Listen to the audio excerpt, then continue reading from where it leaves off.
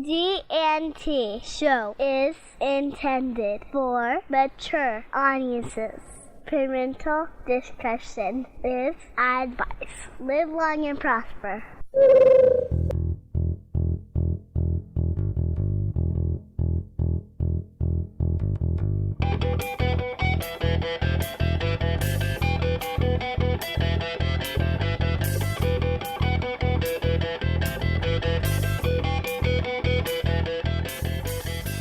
Are friends with benefits? Speaking of having a good time, Terry. Mm-hmm. Dayton broke the G&T show. This is now the David Mack Appreciation Hour. What is it about this guy that people love him so much? With his purple velvet cape and his crown. I thought it was a little much when he had us carry him in the studio on a throne. I am awesome! Look what I have done! Look what I have brought upon the world! There is an urge to go nya nya nya nya nya. I heard rumors that you might be working on something else, but we won't prod much. I was gonna say it. I'm gonna pry a little. Dare you! How dare you ask me to change it? Do you not understand the majesty of my genius? And the guy sitting next to me looked at me like he was, like I'd crapped in his hat. Yeah, it's the professionalism that sells the show. That's right.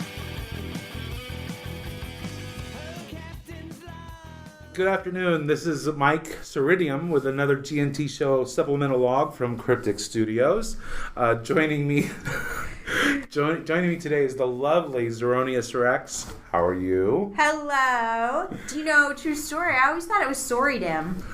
Yeah, it was spelled that way too. It was. It's spelled odd. Ceridium and Soridem. Because that was the first thing I thought it was called too, was Soridem. Today I learned. I guess I probably heard you say Ceridium and just ignored it. Yeah, it's actually my last name backwards.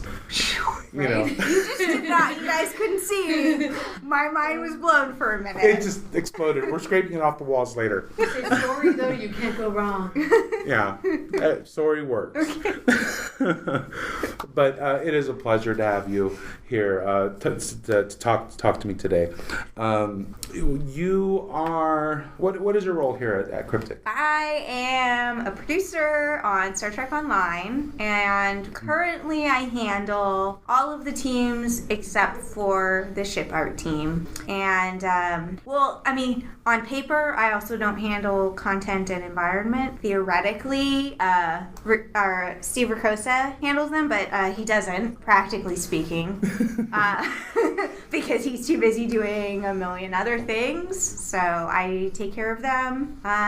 So what do? I sit in meetings a lot and take notes and follow up with people and make sure they're doing what they should be doing, and I play the game and give feedback, and somehow that takes me way more than 8 hours a day. You're also involved with the Foundry, are you? Oh yeah, that's my baby. I think everyone knows that because I mention it ad nauseum.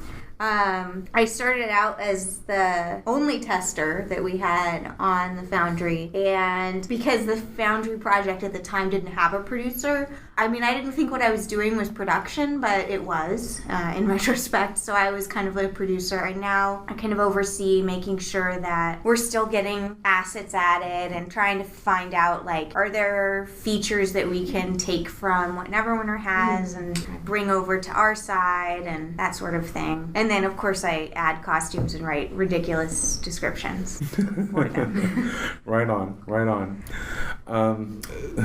What's one of your favorites? Do you remember? No. Oh, no, yes, I do. It was like...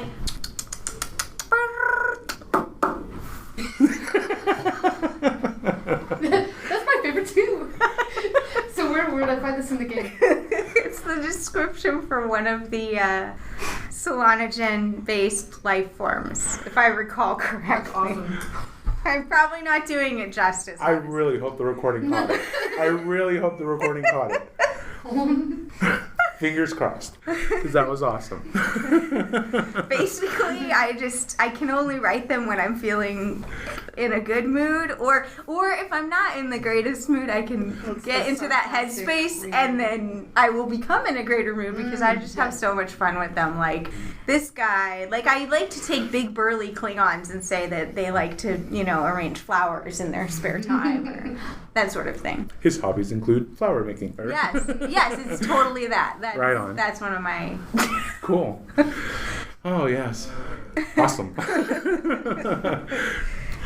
I too like flowers. There's that cool Klingon chef that I keep saying you can pull off because you've already got the hair for it. You've got the jolly attitude. It's a little shorter now, but yeah, I used to be longer, but I chopped it and donated, and now people who have lost their hair due to cancer or other diseases. Stories at you and they turn around, it's not. No, I know that's not how they do it. They won't take my hair, actually. Because of the dye. Yeah, because they don't want pink hair. Yeah, I've got to stop enhancing the red in mine, and then I can do it. Yeah. Right on. Cool stuff. You're a Star Trek fan, I'm assuming? Yeah. Of Star Trek. Period. No subtitle. Oh. I was going to ask, what is your favorite series? But... Yeah, no, that's not to say I'm not a fan of the others. I have not watched most of the others. Okay. Just because I watched the odd episode here and there, and they didn't really appeal to me. I like the originals because it's an action show. And it does take itself seriously some of the time, but some of the time it's gotta recognize that it's a little ridiculous. Like the one where Kirk ends up in this pink cave and anyway. Yeah.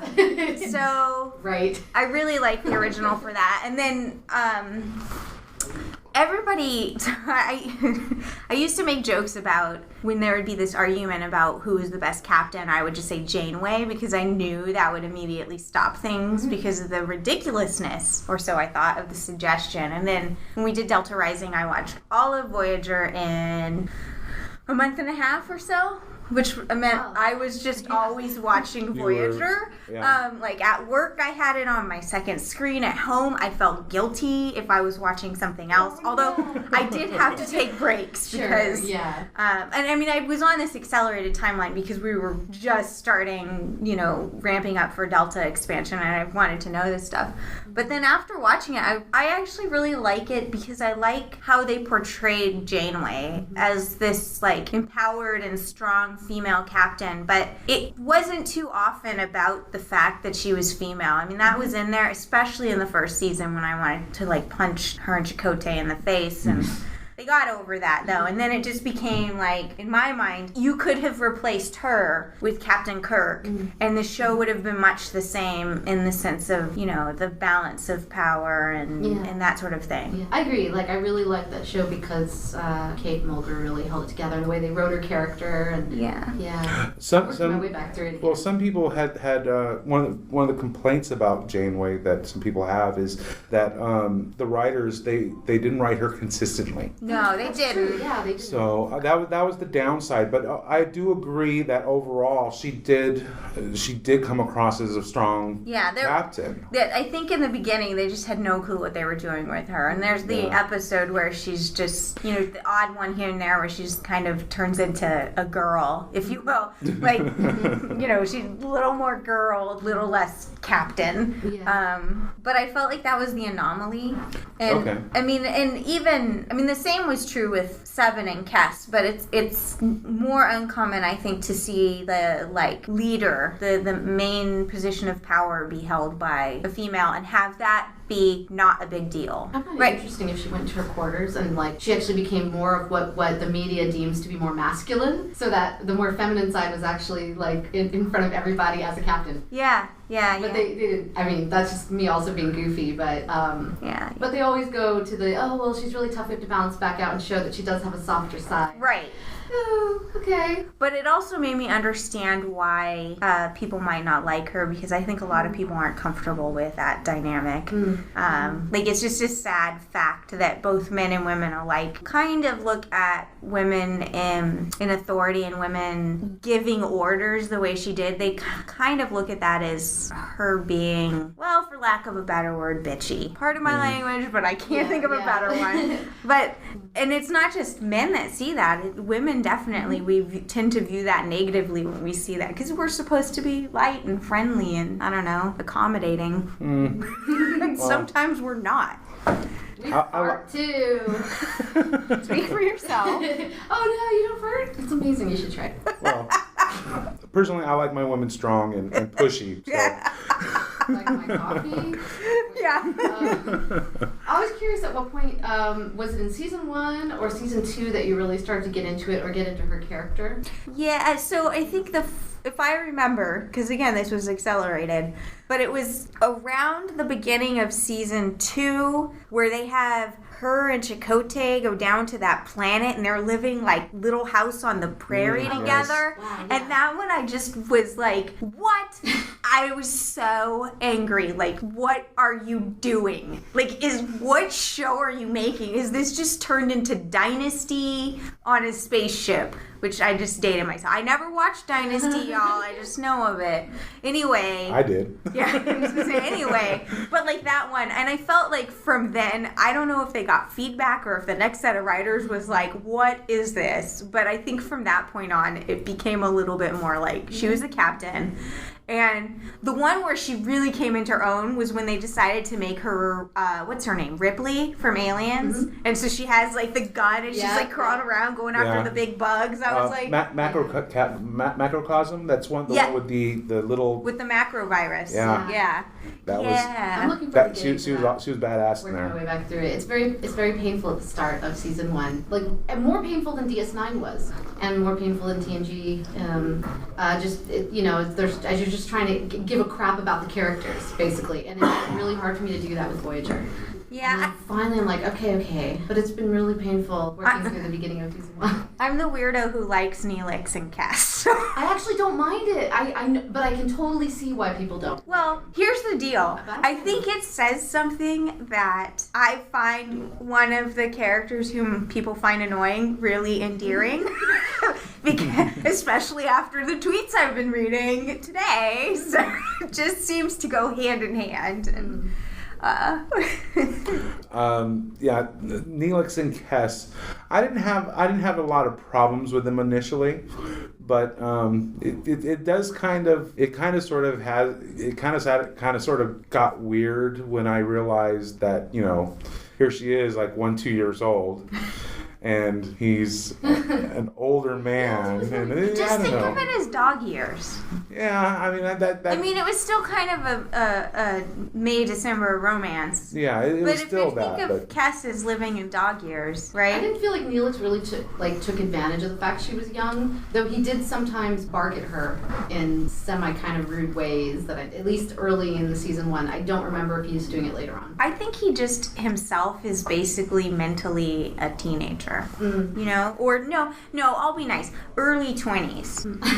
Because he still hasn't realized that his parents don't know what they're talking about, and like, he's like, I don't understand, and, why can't it all be like... I like that guy. Right? Yeah. Yeah. What's funny is I actually really dislike teenagers. It's surprising I liked teenagers. I mean, even when I was a teenager, I didn't...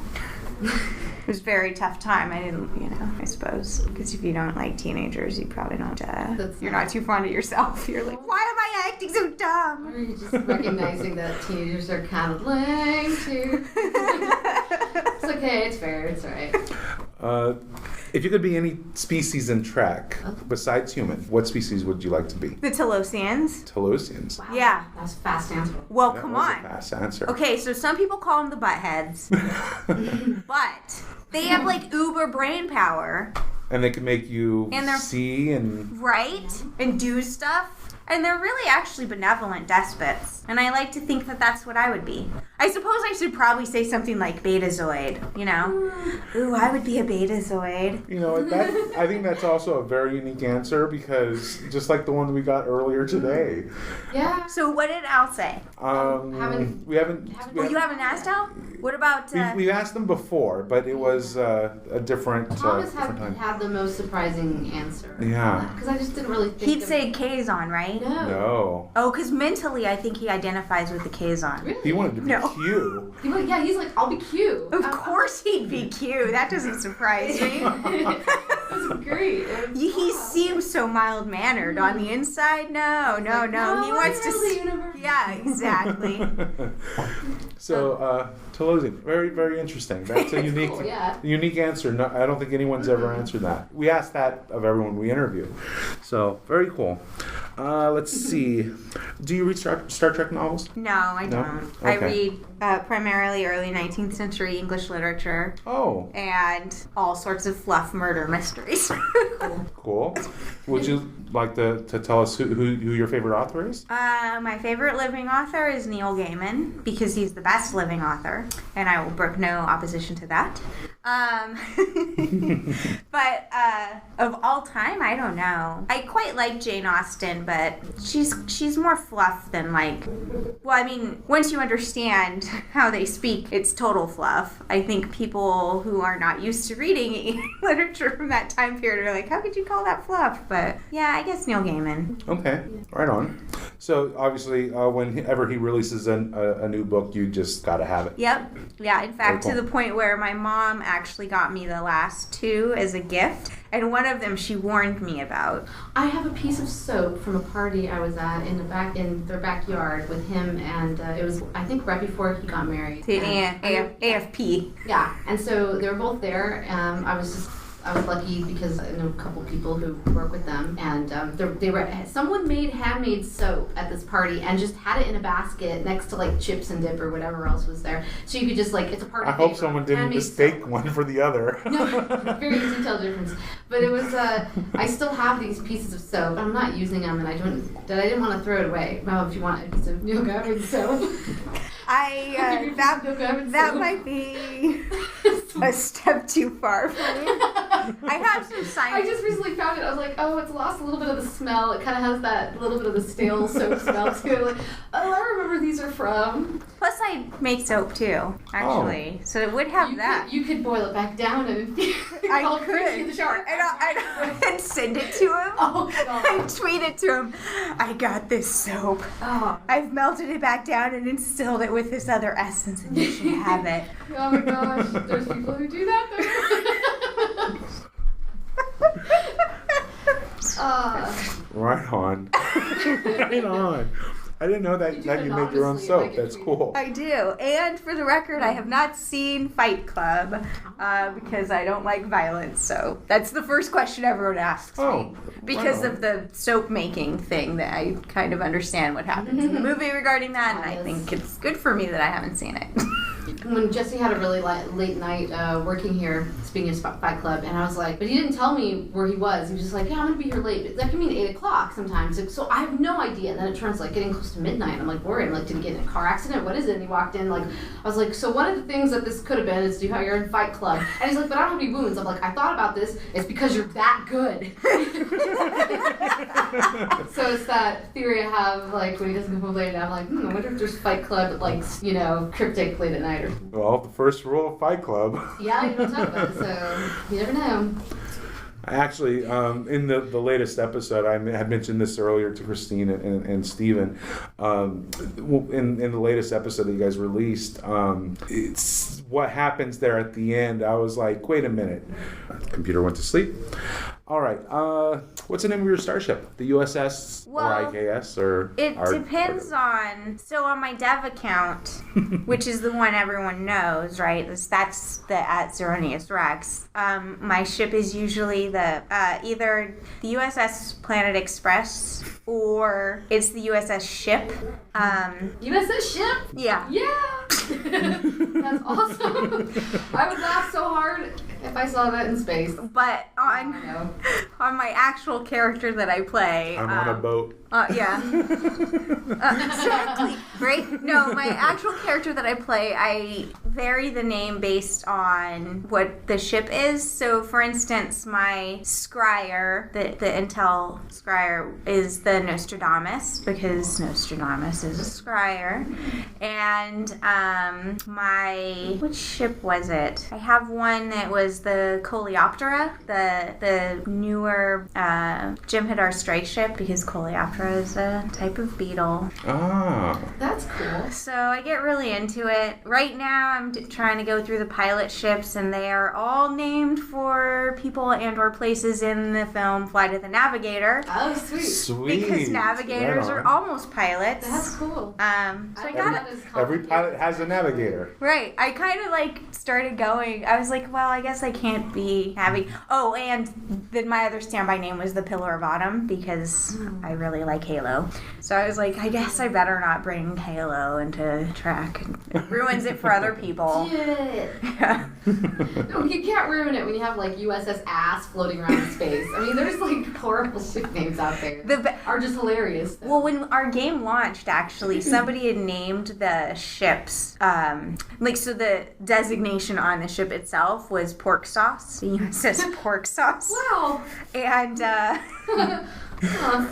Farktoid and I found that, and he's like, "You're gonna write the bug?" And I said, "But I don't want to report this. I love it so much." And it went out that way for not for long, and we fixed that pretty quickly. But it was pretty fantastic. Pork sauce. Pork sauce. Yeah. Wow. That's some really creative ones too. I get a kick out of seeing people's ships' names. I'm always looking to see. We had that as one of our questions. We have a whiteboard here that's like, right now it says, which 80s rock lyrics would you live by? And one of them was the best ship name that you've seen in the game. And actually somebody put my ship name once. Oh, right on. Yeah, and I was like, lol, that's me.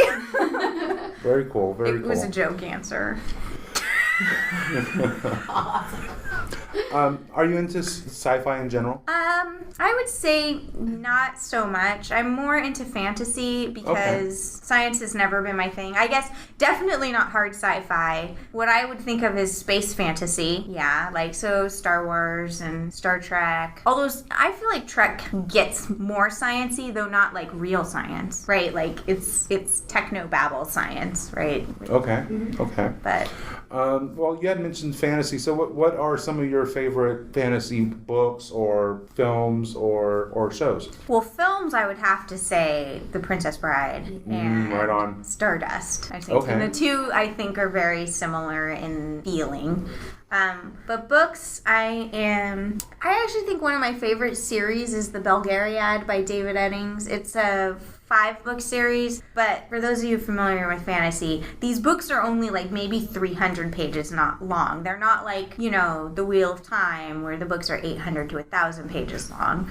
I kind of realized, unfortunately, after I started the Wheel of Time series, I kind of realized that trilogies work best for me because I get really stressed out about the characters and I worry about them to the point where it really it makes me anxious during the day, right? And I'll have bad dreams and be like, oh no, Rand and all these people are after him. Is he gonna not notice? And so a trilogy, I still get worried, but I can get through a trilogy quickly. I cannot get through, what is it now? It's 14 books, I think, now that it's done. 14,000 pages, basically. It's just going to take a while. I'm actually re-listening to, because I have to finish the series. I stopped at book 7, and I was like, oh, okay, I'll finish this when he's done writing them. And then, of course, Robert Jordan got sick, and I was at work at a different game company, and I remember this. I found the news, and I was like, no! And I said it out loud, and a bunch of people looked at me, and they're like, what? And I said, Robert Jordan just got diagnosed with some fatal illness. And he's like, no! So we all had this moment of just... And I mean, it sounds horrible, but I actually did feel for him and his family as well. But, I was relieved that they're done, and by all accounts, actually, most people prefer the ones not written by him because I think stuff happens at a quicker pace. But yeah, I like The Wheel of Time. I think it was one of the first fantasy series I got into that kind of got me into fantasy, so it has that place in my heart, even though, like, I kind of hate it too, right, for the reasons that most people do. The characters are... Right on. You know. Well, thank you so much for taking the time to sit down with us. It's been a lot of fun. Thank you. Is there anything you want to tell us about yourself or what you're working on? Any hints about what's coming? Well, I am pretty much known for no spoilers, but I could say what I'm working on, which is trying to get more assets for the Foundry. I have recently taught myself how to add maps. Ooh. So I added the diplomacy room from, I think it's used in one of the Breen missions, like Aid the Deferi, maybe, if I recall. But, so not Breen per se, but anyway. And then my other thing that I'm working on really is just scheduling. I have a schedule built in roughly until I think it's June of next year. So for the people who thought that us kind of starting to wrap up the war, for people who thought that meant we had no stories left to tell. Yeah, what is up with that rumor? I don't know, but I have a schedule till next year. Where did it come from? Well, I mean, I guess I can kind of feel that way. It's like if you look at Twin Peaks, like from what I understand, David Lynch never intended that to be a murder mystery about who killed Laura Palmer. It was supposed to be this show about this really kooky town with a bunch of bizarre people. And it was like, let's see these weirdos or whatever. But the network was like, well, no. I mean, you have to tell you have to wrap up who killed Laura Palmer. And once they did that, then nobody wanted to watch it anymore, I guess. Because admittedly, it's a really bizarre show. Yeah, it was interesting. It was very similar to the humor that I grew up with. So I guess it wasn't as weird to me as it might have been to a lot of other people. But it would have been, when it was actually out. I didn't catch all of it. No, it was, but I remember it being groundbreaking. So I'm watching it all the way through now, and I'm like, it's not as weird as it would have been had I seen it all the way through younger. Right. And especially when it came out, it was weird and different. Yeah, I mean, it's like, I think it was 91 or 92 around there, and like, there was nothing else on TV like it, right? It was especially X-Files / early, I'm trying to think of another like duo, there's another show that it reminded me of. Even the guy from X-Files is even in it. Like he's in a woman's dress as one of the FBI companions. He's a guy who just likes to dress and he comes on playing this character, and I'm like, whoa, that's cool. Yeah. And you're gonna like star in your own kind of darker version of this show later. Yeah. I think also it's like so well shot. There was nothing on television that looked that good. Yeah. If I remember. I can't think of I can't compare it to anything really. It was too scary for me back then. I heard they're planning on... Yes, I saw it. I saw it on Reddit, so it has to be true. It's going to be really hard for me to get quirkiness, because there was actually an adorable quirkiness about it. Watching it now as an adult, I mean, it's absolutely quirky and adorable. I don't know if they're going to be able to capture that, or if they're going to go too far over that line, or they're going to go dark. I think they could go both ways, but there was a real honest charm to some of the characters where they felt very innocent, even though they were weird. Yes, yeah. Not precocious, or not like putting on airs. They weren't being weird for the sake of it. Yeah. They're just their own special selves. Yeah, so I hope they cast like that, because that's what made Twin Peaks. Yeah. Right on. Well, again, thank you very much for joining us. Yeah, thanks for having me. Sorry, we'll try and be quiet. No, it's been fun. I mean, that's what our show is known for, the occasional squirrel, and that was just an awesome one. Nick will definitely appreciate that squirrel. No, I'll just say that. So, again, thank you very much. It's been a pleasure sitting down with Zeronius Rex. This is Mike Madera, Mike Ceridium from Cryptic Studios. Kapla! Still on true. Music for the G&T show is provided by Warp 11, Andrew Allen, Grethor, and 5 Year Mission. This has been a Busy Little Beaver production.